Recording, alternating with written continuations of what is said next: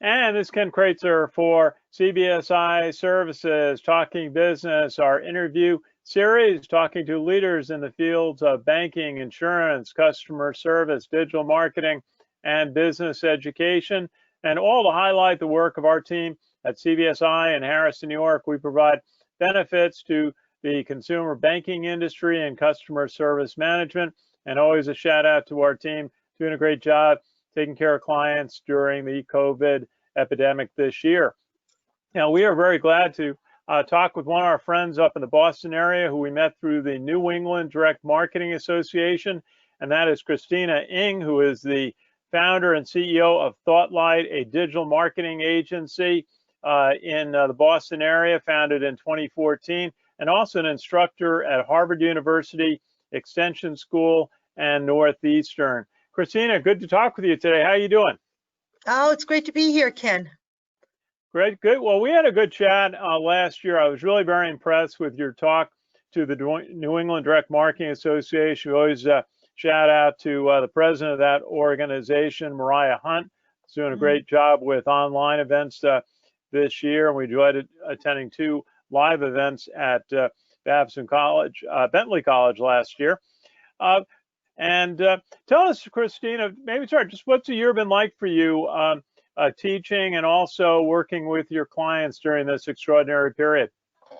You know, it's really impressed me with how resilient folks are at the end of the day. You know, if you look at some of the coverage in the media of the pivot to online, and obviously K through 12 is a different situation, but in the professional fields, as well as in professional education, in my work, again, with the Northeastern College of Professional Studies and the Harvard Division of Continuing Education, as well as with all of Thoughtlight's clients, people have done a great job of hitting the ground running now with online events and interacting online, as well as having dispersed teams. So I think the watchword for 2020 is resilience. And also I would concur with what a lot of thinkers are saying, is that this has accelerated the digital transformation that was already going to happen. You know, those of us who work in adult education have long been advocating for more flexible course formats, as well as a lot of us who are small business owners have long advocated for hiring for merit and talent and not location, and rewarding our employees based on results and not face time.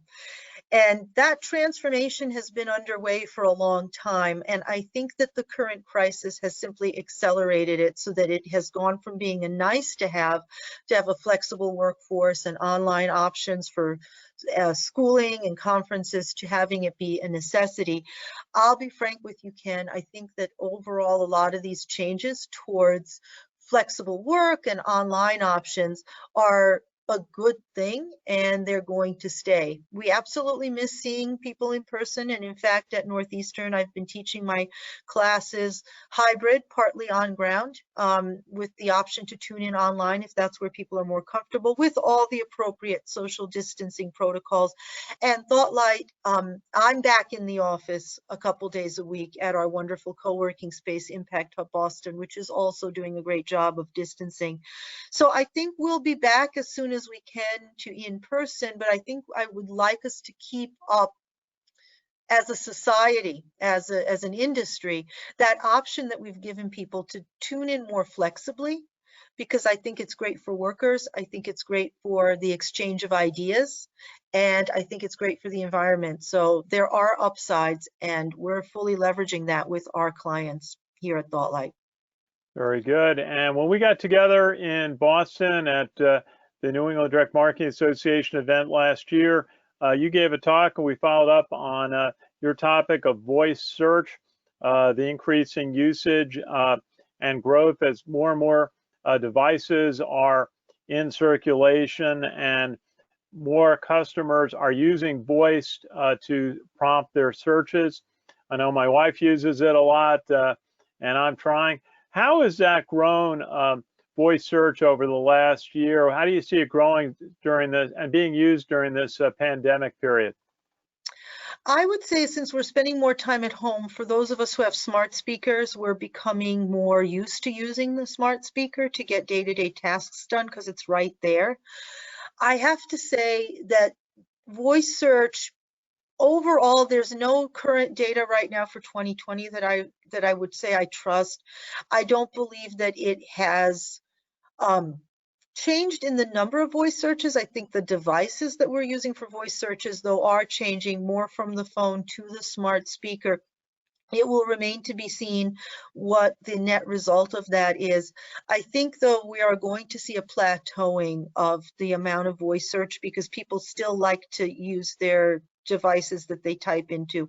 So it's going to become normalized and then it's going to plateau. Very good. And you were talking a little bit about how artificial intelligence is being used to identify customer requests and increasingly more sophisticated requests.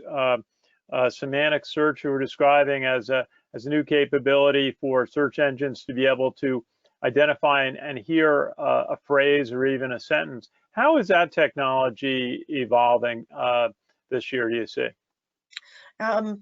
It's evolving at a really rapid pace. So just to clarify, semantic search has been around for a while. When you and I last spoke, however, the AI transformation of search was just underway.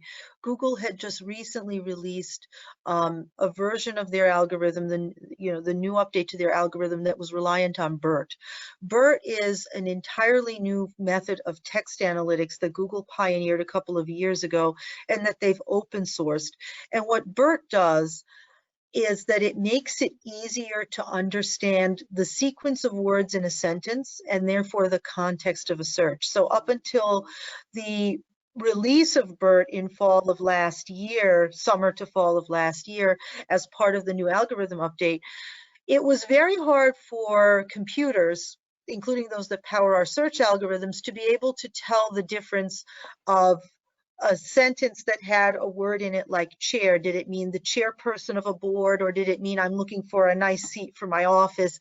Because they look at a lot of algorithms look at words individually. And that's why search for a long time has been dominated by keywords, right? We're all focused on ranking for a specific word or phrase, because that's how search algorithms work. They looked and picked up on a particular word and phrase. What BERT's doing is it looks at the entirety of a sentence and it looks for what's called search intent. In other words, it looks at all of the words together in context that somebody says to their smart speaker or types in the old-fashioned way on their desktop computer and tries to really understand what type of information are they looking for. Are they looking for how to chair a meeting, or are they looking for a comfortable chair to sit in for a meeting? And it's much better at figuring that out from the entire sentence. What that means is that search is gradually devolving away from, or evolving away from, depending on how you look at it, the focus heavily on keywords and more on delivering value to consumers by giving them the information that they want. And you don't have to engage in so much keyword stuffing for BERT-focused searches. You don't have to make sure that your text has the keyword repeated over and over again. BERT is still showing up in the minority of searches. So most of the searches right now that you get search results for do not utilize BERT, and so you're still better off doing SEO, the quote-unquote old-fashioned way of making sure you have appropriate keyword density, that the keywords are placed in the right places on your site, that you have good inbound links, that you have a good site structure. And I think some of those UX aspects are not going to go away, and those trust factors in search like inbound links are not going to go away. So if you're still doing SEO focused on keywords, most of the searches still are going to be reliant on the older version of the algorithm that's not as BERT centric, but BERT is dominating more and more of search, which means more natural language search. Great news for copywriters, probably bad news for technical SEOs, because a lot of that technical stuff that's already been going away is going to go away more, but content is going to be even more important than it ever was. Good quality content conversational stuff. What I'm telling my clients right now is focus on how-to information if you're really trying to rank, and this goes for voice search as well, because that's where BERT influence searches and voice searches seem to be turning up the most interesting search results. So if you're looking to dominate in search, try to create good educational content. And I'm seeing good results with some clients right now with that kind of thing. Okay. Now, one of the things that the pandemic period has put a lot of highlight on our customer service capability.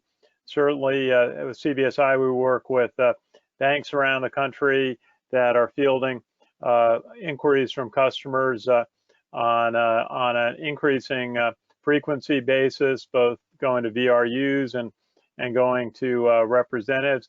It's caused also a shift for many customer service organizations to be able to allow their staff to work at their homes, and setting up, in some cases, cloud computing capability to service that, and really having to be done very quickly this spring when the epidemic took hold in March.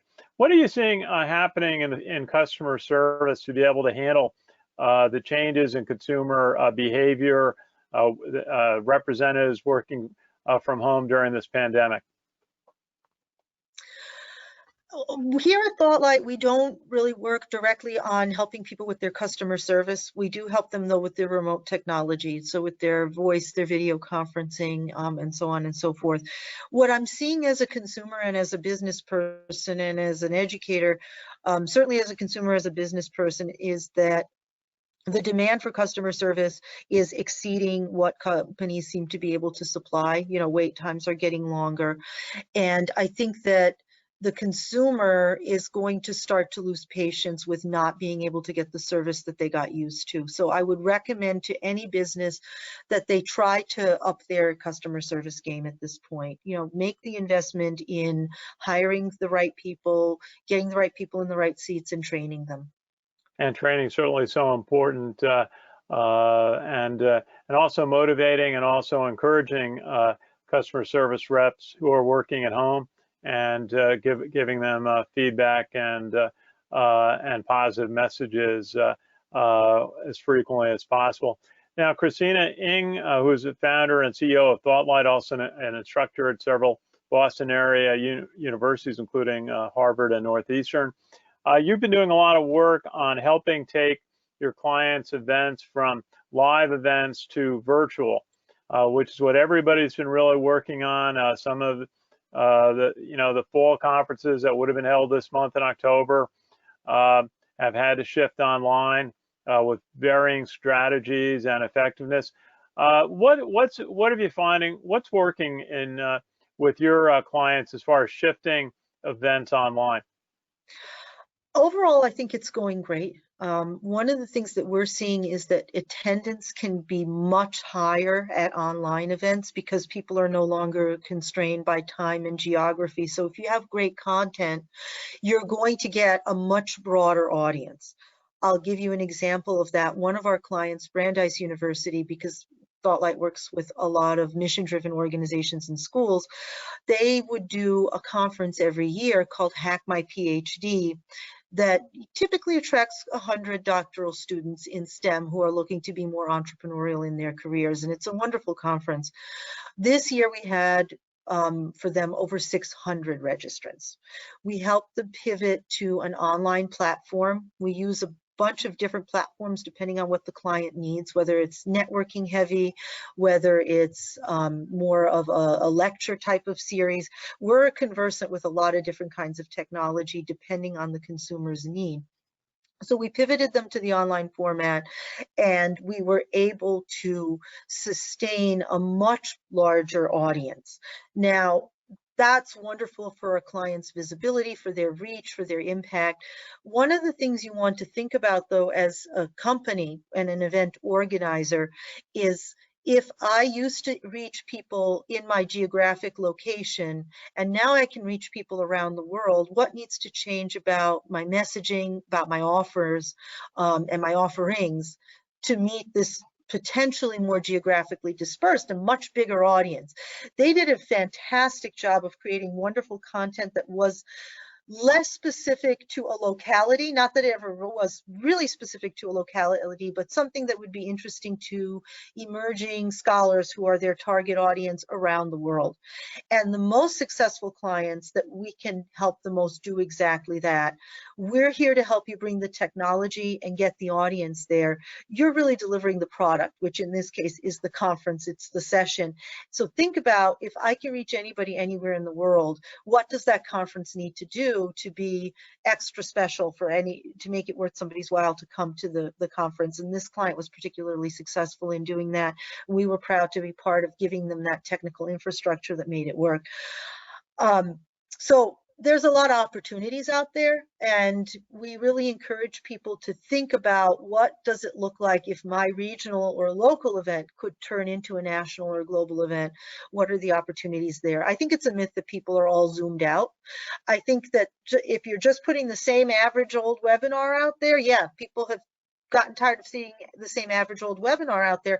But if you're doing something unique and interesting, you can now reach anybody anywhere, and you could have 6-fold, 10-fold increase in your attendance.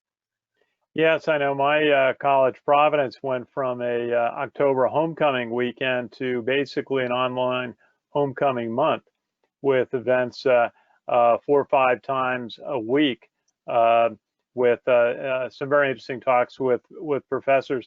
Is that the kind of shift that you see, that going to more spreading out a conference over a period of time, or does condensing it into a day or a couple of consecutive days still the way to go? Well, I would say it depends on the client, it depends on the situation, depends on the target audience. This client spread it out over a month with weekly sessions, regularly scheduled for way less than a full day. I think it's a challenge to have a full day conference with people sitting in their seats. It's been done. I had the honor of speaking at EduWeb, and that was a multi-day conference where the sessions went on all day. And it can certainly be done if that's the expectation. You've been running a multi-day, all-day conference for years and you're just shifting it online. But it's often very productive to think about different formats and not expect people to sit in their seats all day long. That gives people a better engagement. And also, again, one of the advantages of online is that it's so flexible, right? You don't have to drive there, you don't have to park, you don't have to pay for a hotel if you're traveling to a conference. So add in that flexibility for time as well, and give people the chance to attend 1 day, 2 days, an hour, and you'll find that they will be very receptive to that more flexible format.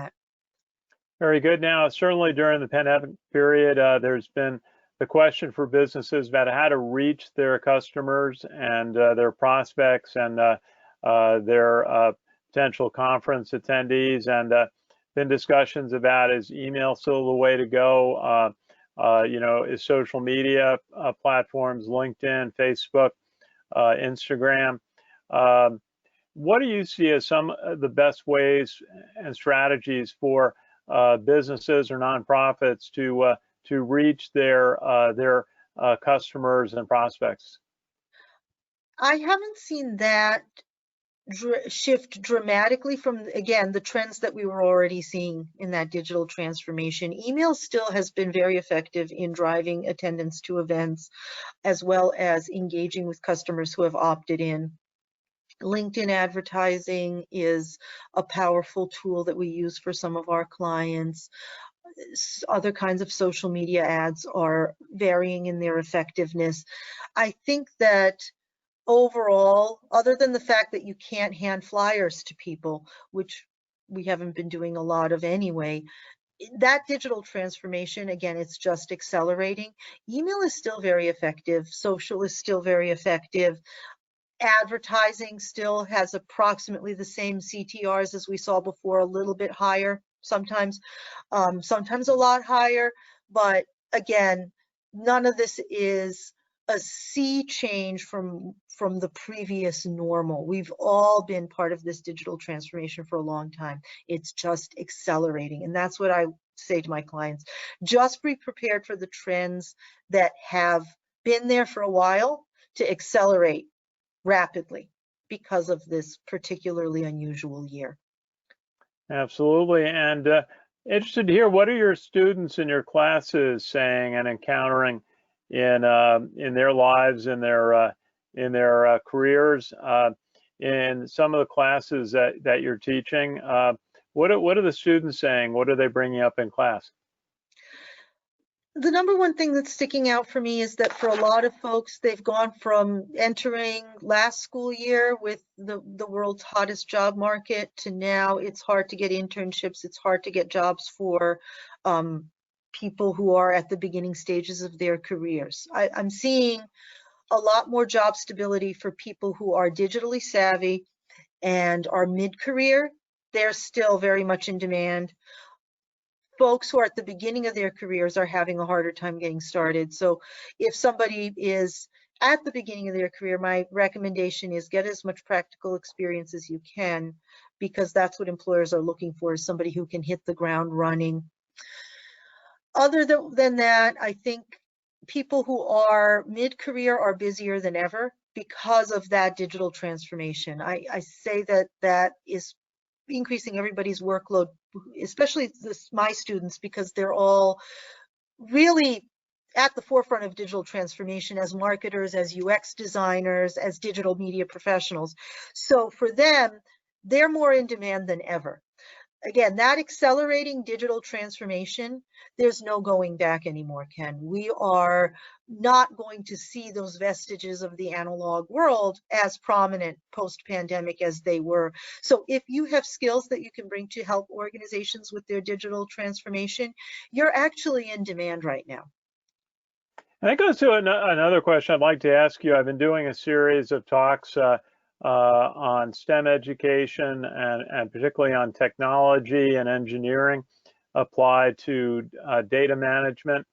And so much new technology. I did an interview yesterday with a professor at a school in New Jersey, and we talked about all the new technology, especially in telecommunications, that had evolved during our careers. Certainly, even email, just really started in the 90s, and then moving into mobile and things like barcodes and fiber optic cable. What do you see as an instructor and also a practitioner in digital marketing, as far as the need and the benefits of STEM education for students today? It's critical. Speaking as an employer, I know that if I hire somebody who's coming out of school right now with a STEAM degree, I would say not even just STEM, science, technology, engineering, arts, and math.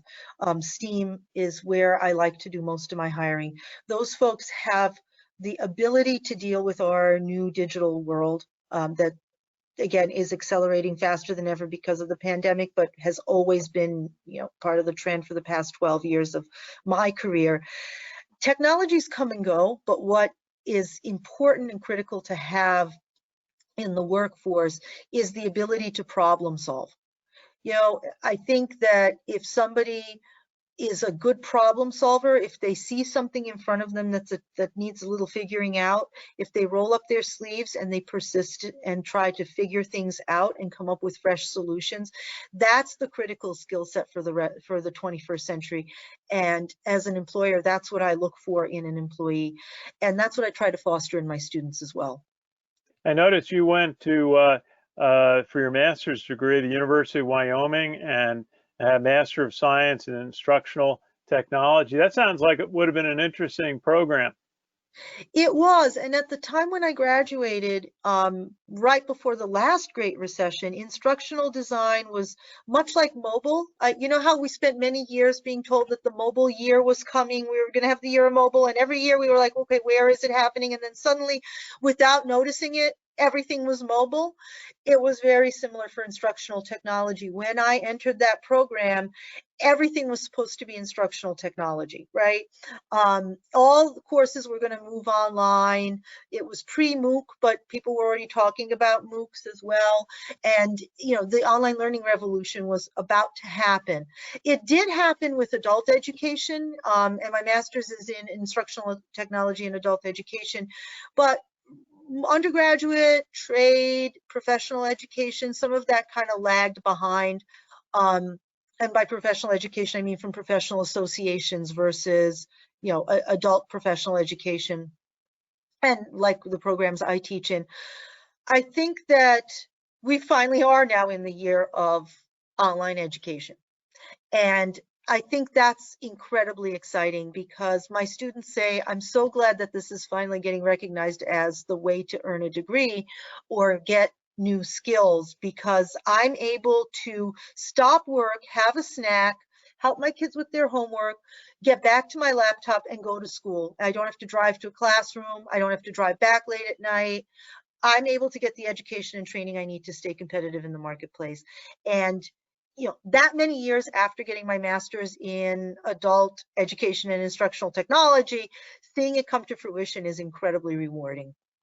And a shout out to all of the teachers at every level, high school, college, elementary school, who had to shift on no time to online this spring and are continuing to work through all sorts of challenges in being able to educate and encourage their students.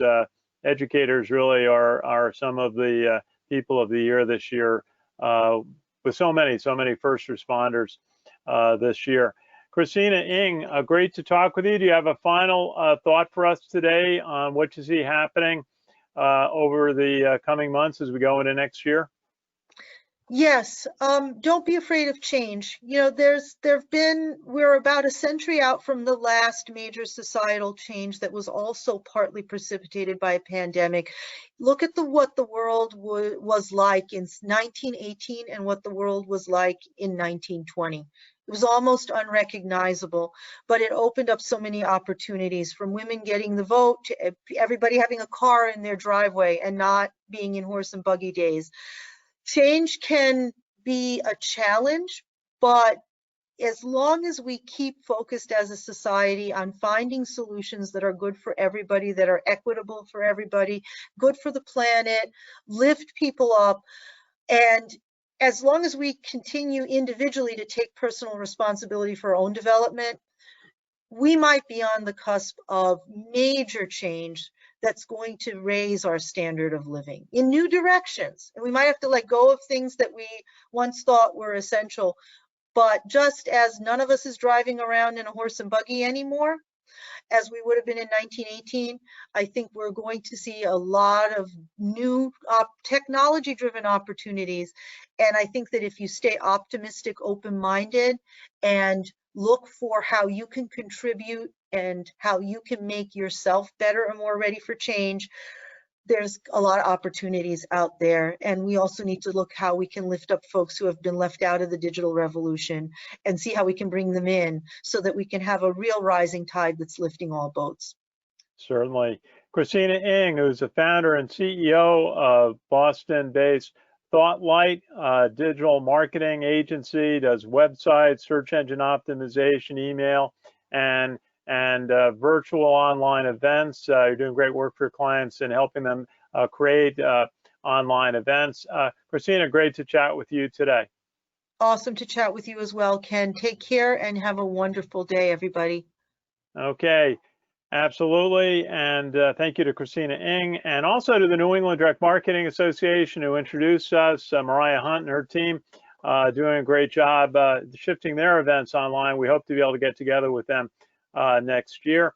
So again, for CBSI Services, our team in Harrison, New York, and this is Ken Kraetzer from my home office in White Plains, New York. Have a great day, everybody.